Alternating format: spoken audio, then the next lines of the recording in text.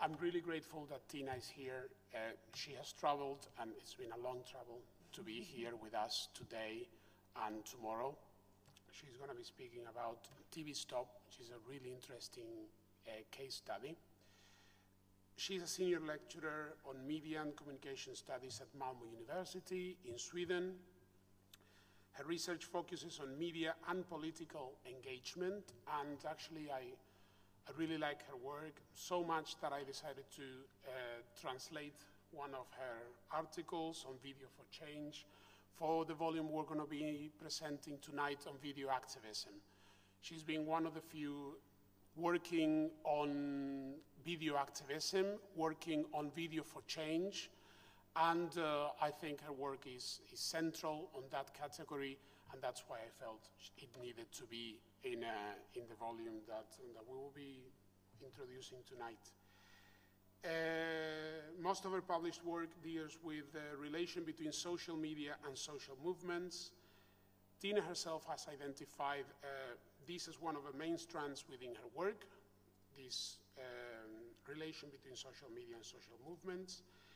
And in that, she has championed the term radical video to define political online video practices. She has also worked on digital media practices in extreme right activism, and has also undertaken research on the interplay between popular entertainment and cultural citizenship. As I said before, she's going to be speaking about TV Stop and its relation to the concept of connective memory. So I will shut up and please go ahead. Thank you so much, and thank you for the invitation. And to you guys, and I'm really sorry I can't do this in Spanish, but I'm going to go slow and I'm going to read. It works, right? Louder? Okay. Like this? Better? Good. Okay, yeah, so I'm sorry I can't do this in Spanish, but feel free to ask any question in Spanish, and I do understand some, and he can help me translate. So the title of my talk today is Social Media Time, Connective Memory, and Activist Television Histories, the Case of TV Stop. And it is a very sort of specific and very local kind of case study that I'm presenting, but I do think it has some broader significance for understanding these kinds of practices that I'll be talking about today on a more general level. So yeah, as David already mentioned, my research broadly concerns social movement media practices, and the bulk of my work is on digital media in the context of social justice and climate justice movements in Europe, but as of recently also within the context of extreme right movements. But sort of within this broader area of research dealing with the relationship between movements and media, a lot of my work has focused specifically on media as a medium, or on video as a medium and a video activism, and I've looked at activist video practices as part of a broader repertoire of activist media practices. So in this talk I've been asked to sort of focus specifically on the theories and practices of video activism. And what I'm going to do is talk a little bit more around how this relates specifically to previous forms of alternative television production. So in this paper, in this sense, the paper here and the case study it builds on inscribes itself into this ongoing effort of trying to pin down and understand what online video activism actually means today in a digital age, as these practices are increasingly situated within the mechanisms of mobile media, social networking, and corporate control in social media platforms, and how then we might come to understand these new practices and aesthetics by perhaps understanding media practices of the past a little bit better, and revisiting some of the historical examples of previous groups that have worked with video specifically, with video activists. So these two sort of broad questions I've put out here on the slide are sort of the very broad questions that's informing my research and my interest in this in general. So how can we pin down and understand, and how can we understand them in relation to previous forms, the past and the present? And so in this talk today, I address these sort of the changes, the technological changes in this shift from the analog to the digital, But I want to do it from the perspective of the lived experience of those people who actually lived through that moment in time when we went from analog to digital. And I do that through a case study of the now defunct Danish activist television channel TV Stop, who were active in the late 90s and up until the late 80s up until the mid 90s at their highlight. And I highlight their narratives of past failures and successes and sort of their reflections of how these sort of their experience from the past might be valuable to activists today. And so I use this case to sort of provide insights into how a television collective of the past today seeks to appropriate digital media as part of a social media relaunch that they did back in 2012 when they relaunched themselves in social media, in the hope of trying to connect political issues and struggles across time and generations. And so, just an initial proviso before I sort of go into the case study, something that I've heard several times when interviewing people for different kinds of case studies related to video and alternative television was this idea that, and this is from a quote of an interview I did a couple of years ago, is this idea that there are video activists and then there are activists using video, or the fact that there are activists using video and then there are video activists, and that's a very important and clear distinction between the two to the people that I've interviewed. And I think this distinction makes a lot of sense in a context where sort of video has become ubiquitous. It's something that's sort of embedded into our everyday technologies. It's something that we all use all the time.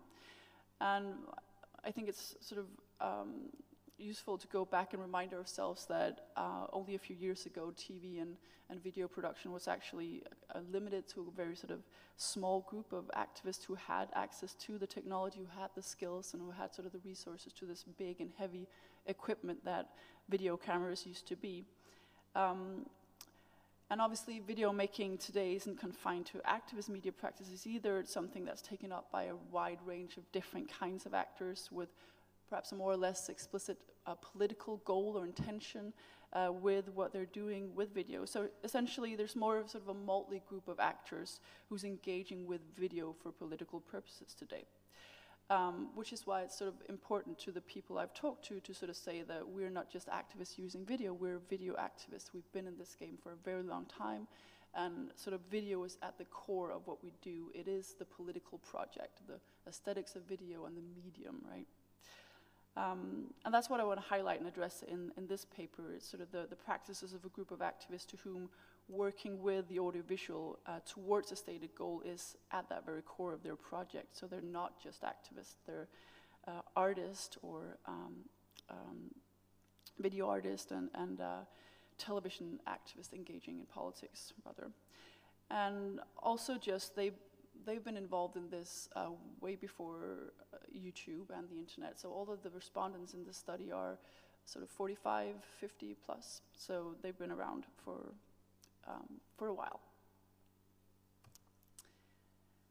And so, as to the case, TV Stop was formed by people involved in the free town of Christiania and the squatter movement in Copenhagen. It operated out of a 1970s squat, which was called the People's House in Copenhagen. So it was one of the first squatted houses in the city, a social center. And so during its heyday, which was between the period of 1990 and 1995, they were broadcasting every night before midnight. And the channel gained a lot of popular attention, not least for sort of its street-level reporting from within demonstrations and within different kinds of political actions, which was quite new in Denmark at the time. And it did so in Denmark, but also in neighboring countries, Germany and Sweden. They did experimental left-wing advocacy reporting, and it's generally regarded to have worked for a period of time at least as the voice of a generation of activists in the country, and autonomous anarchists as well. But also to have had a significant impact on media policies and a sort of a style of reporting in Danish television journalism more generally. When they shut down in 2005, they've been trying to sort of keep afloat and stay alive for quite some time, and they've mainly been airing reruns and they had a lot of sort of internal struggles as to how to sort of position themselves in relation to a changing media landscape, with first the sort of arrival and emergence of the internet, and then later with social media. And eventually they closed down. So as the group relaunched itself in 2012, they had started digitizing considerable parts of their material. They'd open up a YouTube channel to store and distribute their old VHS cassette bands. And they'd open a Facebook page to promote their online presence and potentially try to draw new audiences to this old historical material. And so the case of TV Stop and the channel's effort to revive itself online provides this opportunity to sort of delve into questions of the relationship between activism and media from a temporal and historical perspective. And that's sort of how I'm using it in this context. So I try to ask how social media are used as a historical archive or a database in ways that seek to facilitate these forms of connective memory between past and present and perhaps even future political struggles in the specific context of activist video and television.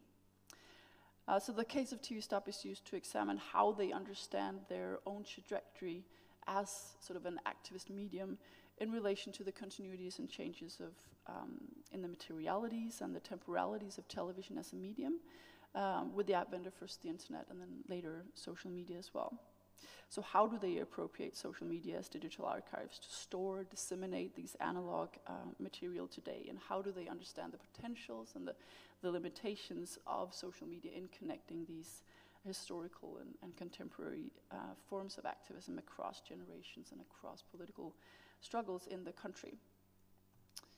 So just very briefly on the methods, it draws on a combination of in-depth interviews with former activists and former viewers of the channel as well, and a thematic analysis of the digitized videos and the sort of the commemorative and the performative practices on Facebook, essentially, and their YouTube channel and their web page. I also did a couple of additional sort of background interviews with people who were active during that same period of time in which TV Stop operated, and so these are some of the people who took over the broadcast license, actually. So these were more artistic, activist artistic television groups called TV at Chaos TV. So some of the kind of activists and people who took over the broadcast license from them.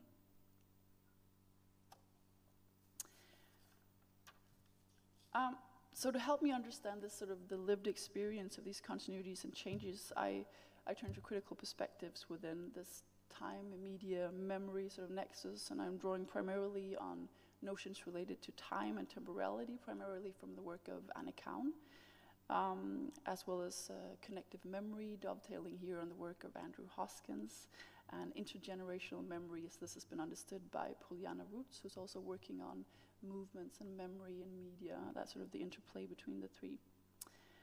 And so the notion of connective memory is used to describe how memories are increasingly connected with and distributed across these complex networks of digital media and technologies in these new media ecology. And so Andrew Hoskins, he urges scholars to interrogate the prospects for what he calls the sharedness and the stability and the continuity of memory in a context where actors such as Google and YouTube and Facebook are increasingly sort of dictating the context or the online spaces in which memory is held.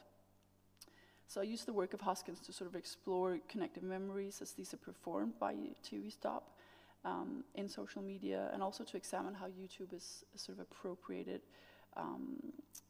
as sort of an archive and database. And then finally, just a very brief note on the work of Alexandra Juarez, who I use her notion of archive activism from her work on AIDS activism, basically, to understand the sort of broader political potentials of this way of appropriating social media for archiving purposes, essentially. So, just very briefly, the three sort of key analytical strands that inform the analysis or sort of that identify in the material all relate to this notion of time and memory and social media, and that run through sort of the respondents' accounts and the empirical data in general. So this is first of the idea of social media archives as this means of storing or fixating time, essentially, of sort of as an archive and a vehicle for connective memory. And then second, I try to unpack social media temporalities in relation to this sense of wanting to keep up with time while feeling that they're sort of running out of time at the same time. And social media in this sense works as a way of catching up with time, of trying to sort of catch up with a time that has slipped through their fingers in a sense. And so finally, the third and final theme that I'm going to go into is this idea of social media as a form of nostalgic practice to these activists, and a part of sort of a broader experience among the respondents of sort of longing for lost times and of using the process of digitizing, of archiving and redistributing the material as a way of sort of going back into that moment in time where they were active, and as a form of nostalgic practice. And I'm going to provide you with a couple of examples of how this was articulated by the activists that I was interviewing. So in the immediate aftermath after the relaunch in 2012 and 2013, while the group was still in the process of digitizing the material, Facebook was used mainly to keep sort of people posted about the newly digitized videos that had been uploaded onto YouTube during the week, for example. While with time, the platform was sort of used more and more to try to sustain engagement, to try to keep people and their attention around sort of the buzz that had been created from the launch, by sending out the reminders of certain kinds of popular transmissions and their anniversaries, pointing to how they sort of mark important dates in the history of the country, important sort of historical political events that have a certain sort of reminiscence or work as sort of a reminder of things that are going on today. So here's an example. The picture here is an example of how a post presenting a broadcast from the archive will sort of try to link to a topical newspaper on the subject matter, in a case where sort of linking current debates in the country about the rise of extreme right activism in both, or in most sort of Scandinavian countries, and sort of neo-Nazis actually starting to march the streets of Stockholm and Malmö and Copenhagen again. And so they're using these clips from the past and clips of news reports and activist reports that they have done from the 80s and the 90s on the kind of counter-fascist protests that were taking place then, trying to reinstall them into the current political debate and sort of context in which we see these things on the rise again. So by using the digital archives to what Hoskins calls to retemporize these events, they point to changes and continuities over time, and these clips are sort of reinstalled into public debate and consciousness. And this quote from one of these respondents on the other side here, we see reflected what or the affordances of social media's vehicles of what Roots has called intergenerational memory, essentially, in social movements. And she argues that in a time where history and theory and context are often sort of lost in the nowness of protest, and media technologies, or these kinds of media technologies can potentially span the ruptures and discontinuities between generations of activists, and sort of try to fill the gap of that knowledge of how we got to where we are today by creating these mechanisms through which the past is accumulated through the present, and these are her words. And here the quote here is from one of the respondents arguing that for them it's really about passing this knowledge on to their kids, and that sort of new generation of people starting to get involved politically and starting to who are growing up in this new political environment and climate in Denmark. And the most important thing for them, and the most important motivation behind putting all these hours into digitizing and putting all these hours of volunteer work into the relaunch of the platform, was very much about wanting that knowledge to be out there for their kids and the future generations of school kids, essentially, in Denmark.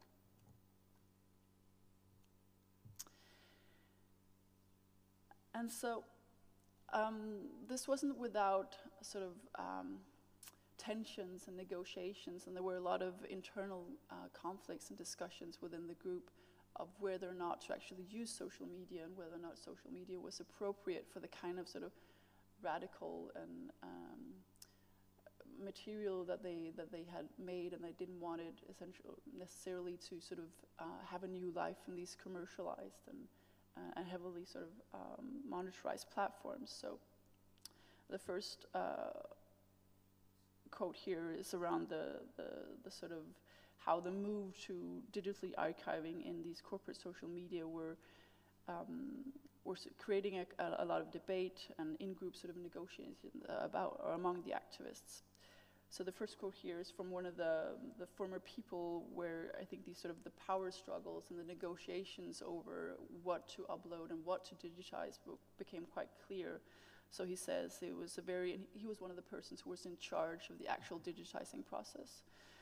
So he says, it's a very kind of violent kill your darlings project. It may well be that I think this or that tape is really important, but just because I attended that demonstration doesn't necessarily make it relevant to an online audience today. So I played really hardball dictator when digitizing.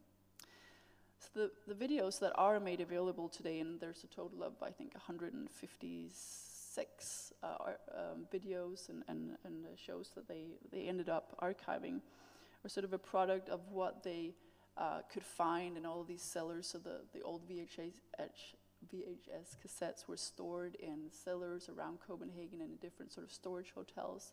So it's basically the product of what they were able to find, what they were able to restore, but also what was deemed worthy of sort of redistribution or remediation by a relatively small group of people who were in charge of that sort of the process. And in this sense, it sort of reflects this the power relation that undergird these sort of archival efforts and the historical narratives, essentially. So essentially what he's getting at here in this quote is that those within the group who took the time of digitizing the tapes were also those who got to tell the story of the channel and sort of write its history, essentially. So there were a lot of respondents who were sort of expressing discontent that the uploaded content only reflected a very limited period of time in the channel's history. And also, sort of the decision to go for social media for the relaunch was made by a relatively small group of former activists as well. And the motivation was sort of that it was easy, it would save money, it would save time on service and host. So they explained the choice as a matter of sort of convenience because of the ease by which YouTube could be appropriated quite quickly as sort of a place to store and redistribute the video, and Facebook put to work to promote the videos that had then been uploaded. So social media's qualities as this major time and resource saver outweighed the concerns for these more problematic techno-material characteristics and how they might be irreconcilable with the kind of radical politics and media practices that were represented in the videos. But one of the respondents, and this is sort of in relation to that whole argument of whether or not to use social media for activist purposes, argued that really this is just a new discussion or a new version of a very old discussion that has always existed, and sort of around these challenges of trying to operate outside of a capitalist system if you're doing anti-capitalist activism, essentially. So he says here, I say fuck the means. If you only knew how much money we've gotten from the EU to make anti-EU campaigns. We were always pragmatic like that. It's a new version of an old discussion. Should we be cuddling up in our own little corner of the internet? I mean, the German activists in the 90s wanted to make their own internet, free from US military and all that. That was back when the idea of the free net was still alive. If we place ourselves outside the system, we'll be standing there with our 30 best friends, and the question is whether such a system or such a thing outside the system even exists. So there are a lot of discussions around whether or not it's even possible to position yourself outside, and now that we have these media, we might as well use them to our advantage.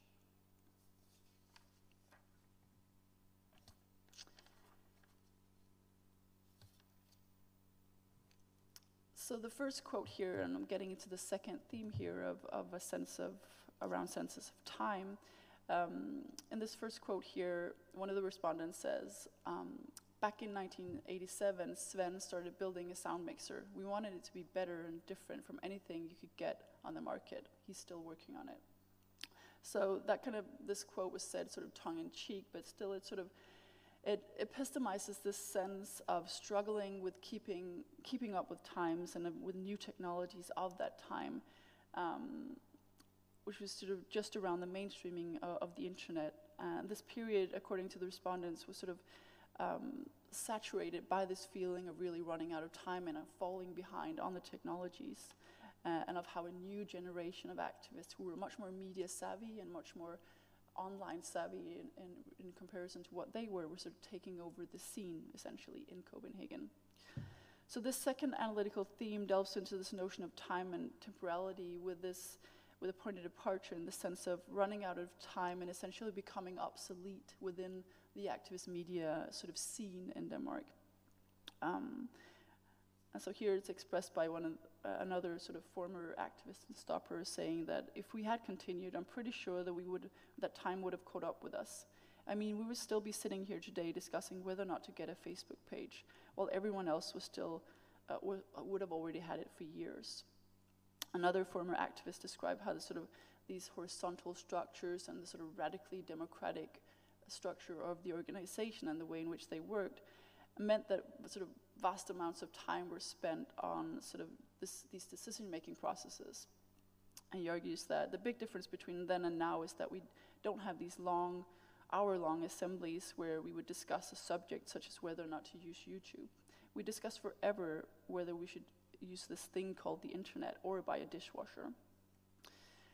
So in her work on 3 historical movements in the US, Anna Kaun discusses sort of these contradictions between the long-term organizing for social change and these time regimes of the media used for these purposes today.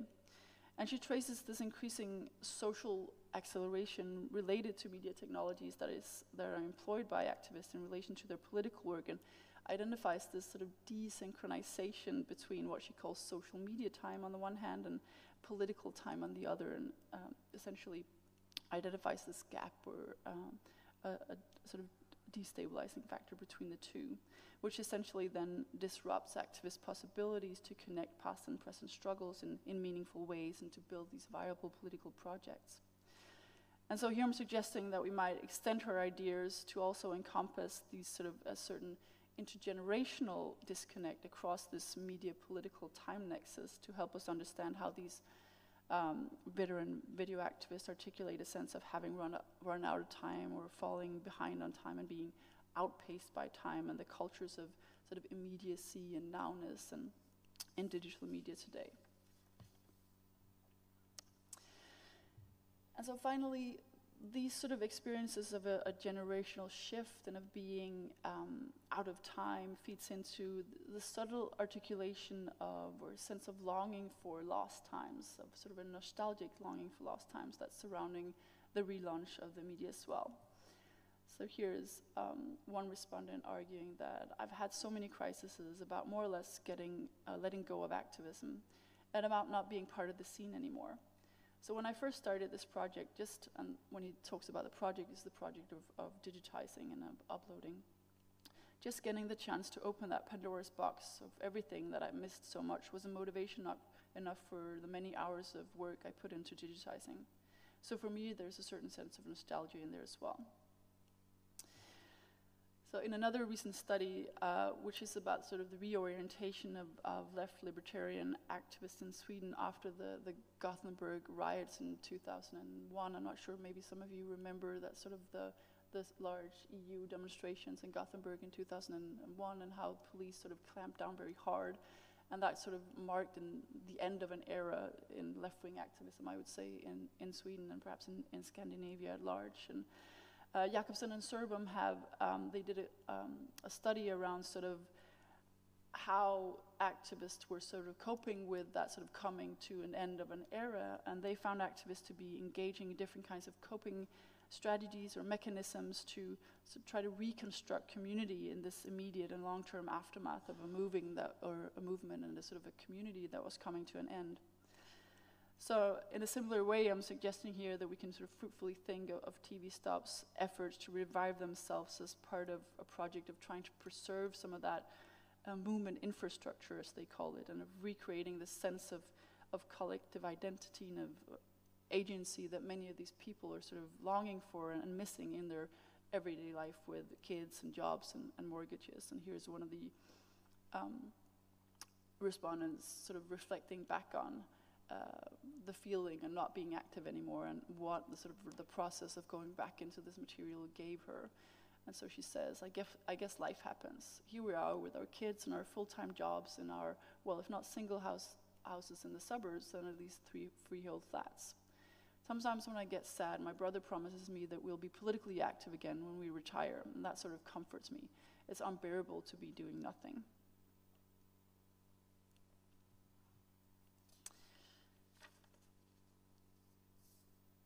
And so the loss of time connects to this experience of a loss of community, essentially. And so to the respondents, the closing down of the channel sort of marked the end of an era and also marked a shift in their own life, sort of their personal life trajectories as well. So they expressed sort of losing the community which inherently came with being a stopper, as they called it, and the sort of a personal sadness associated with this. So here's one respondent describing this community, which to him was partly sort of revived and relived by watching and rewatching the material and the tapes once again. And he describes this as this sort of a sense of shared moral and professional ethics that they were working with rather than ideology, and that sort of shared ethic and work ethic, essentially, ethic related to video, was what kept the group together. So he argues that our strength was that we had a shared moral compass because we were such a closely knit network. We were all different and probably voted differently, but we had very strong and similar ideas of the ethics of what to film and what not to film. So paying testimony to this idea of common public time that traditionally produced by television, a lot of the former viewers as well, they described how watching these late night transmissions between 11 and midnight every night and sort of doing that as the very last thing you did before you went to bed, alone, but while knowing that your friends and fellow activists were sort of doing it at the same time, that sort of common time in turn becomes an important part of how the collective memories of these years were formed. So despite years having passed and the sense of belonging to a community, often described as almost like a secret club in which you have a membership that never expires, it remains intact to some degree. And here we have one respondent who was sort of describing, using this metaphor in an interview, describing to me how having been a stopper was a little bit like having been part of Fight Club, so the secret club. And so he says, I remember one night when I was really sad about how it was all coming to an end. So he's describing these sort of late 1990s. And how we were passing on the broadcasting license. My brother said to me, don't forget that there are 400 of us out there now, 400 people spread out across the Danish media industries, infiltrating the system. It's a bit of a Fight Club thing. We don't talk about it, but we all know we're out there somewhere, and we'll detect each other in lunchrooms somewhere occasionally. So in fact, many of the people who started as activists and sort of started their careers working with video and cameras in TV Stop in the late 80s and the early 90s, today work in the media industries in Denmark. And so one other respondent said that you can go into any production company, like television, entertainment production company, or a news station in the country and point out a dozen of people who's been a stopper.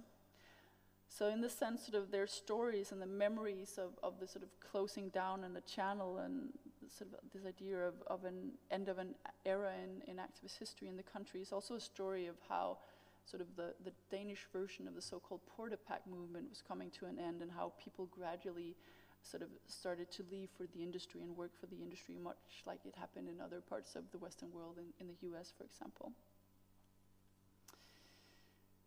So I think my time is more or less... Yes. So I'll just very briefly say that, just wrapping up this idea, or the three different thematic strands of how we might sort of make sense of this material, I was want to argue that we can consider the relaunch of TV Stop as driven by these three interlaced incentives to store and preserve time on the one hand, and to catch up with times, and essentially actually catching up with sort of a technomaterial development and a technological development that many of the people were actually quite skeptical of, but also is impelled by an urge to remember times past, and to remind people of value of remembering and of making connections between past and present struggles. So I'm going to end it here. Thank you. Thank you.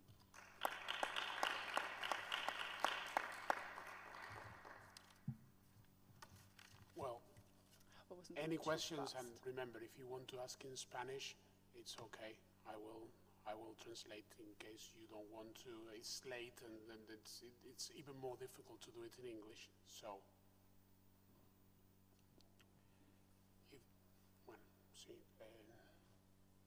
okay.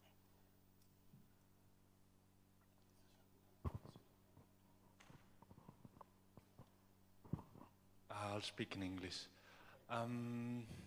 Speaking of memories, and it comes to my mind that question is like,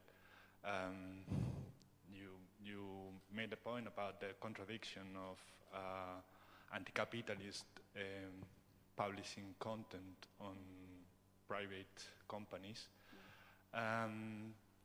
We all know that there are plenty of cases of censorship in YouTube, and I'd like to know if you got any records of content being censored in the case you studied.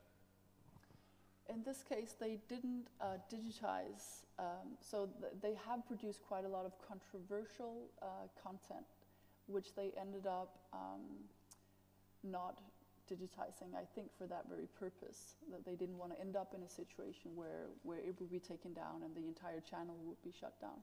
Because I think it's at least an increasing awareness among people on the left in Denmark as well, that there are serious consequences to the fact that over the past 10 years or so, we put all of our communicative practices into these corporate platforms that are essentially monetizing and monitorizing and censoring us, and at some point that's going to become a problem.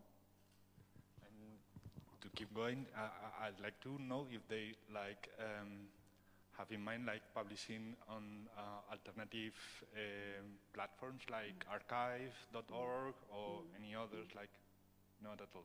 Not at all, and I think, and that goes not just for TV Stop, but actually for almost all of the different kinds of smaller organizations or groups or just networks of activists that I've talked to. There's this really pervasive argument that, well, we really need to be where people are, and they're not in that obscure corner of the internet, and they're not in the alternative platforms. So essentially you're sort of reproducing that sort of the move from alternative, independent, non-commercial media to the big corporate platforms, and you know that it's a problem, but you reproduce the problem because you need something that's easy and that requires no technical skills, time, or money. So I think it goes beyond this specific case. It's something that I've encountered in almost all of my case studies. Thank you. Bien, ¿alguna otra pregunta? Si no, I would briefly, because I think it's fascinating, the idea of, because pretty much activism seems to be something of the here and now, and particularly, everything that we've been discussing is pretty much within the here and now, and we don't have a memory of activism or a way to connect present struggles to past struggles. It's something that I've seen in films. I remember a Chris Marker film, it's in French, The Fond de l'air rouge, where he kind of, it's a big, massive film about protest in the 60s, and it's made at the end of the decade and trying to, you know, look back at all the protests. I was wondering whether this is something that it's a one-off, or is something that you've seen in the Scandinavian context, or know any other of this idea of looking back and trying to recreate this connective memory you're talking about. And then also, how do, if you studied it, or I don't know if you have, but how do they relate to present struggles in terms, for instance, in the comments? That's, you know, the sort of videos, do they relate, people put it in context and say, this is what is happening now, this fight is still on? I'd be interested in the connect bit with the struggles in the present. So I think the urge to want to reconnect with history is coming mainly from the older generation of activists and not from the younger. And I sense a lot of frustrations from people I interview with, first of all, how history just repeats itself, and how there's this dehistorical, like decontextualization and dehistoricalization of current events among younger activists, and not only when it comes to the political struggles, but also to these claims about the role of media in these struggles and how that also becomes decontextualized. And I think a lot of older activists feel that we've had these discussions before. We've had them over and over in different kinds of contexts and different moments in time and over different kinds of media, but it's still essentially the same discussion. So why do we keep reinventing the wheel instead of trying to move forward? So I think it's sort of a bit of a one-way direction. And when it comes to, Stefania Milan, who was here earlier today, she's written quite extensively about like regimes of time as well in protest movements, and how the digital technologies that we use today are sort of characterized by these, I think she calls them regimes of real-timeness. So there's a prevalence for nowness and immediacy in the kind of media that we use today, which tend to sort of steer attention away from the historical connections. And so I think it's a two-way process. On the one hand, YouTube as well, and the kind of media that this group is trying to use in order to create these connective memories is really working against them, because these platforms are not set up to be like more than just a storage place. It's not like people who do not already know that the site exists is going to stumble upon it. So that's a problem. But on the other hand, there are still sort of, I would say, like signs of this working in the way that they wanted it to, that it is actually, not that it's gaining large traction and loads of new younger audiences are all of a sudden watching this, but there's still the way in which they're socially shaping and appropriating YouTube. Generation, how do they look at that?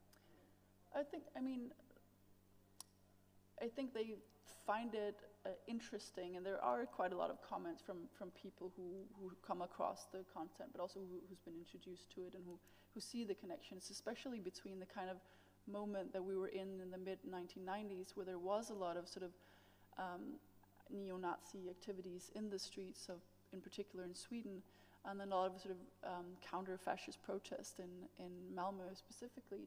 And I think the fact that this material is there, and the possibility is there of watching what was going on then and making the connections to what's happening right now in Denmark and Sweden is important. If not, then just at least for the potential of it being there and of making connections.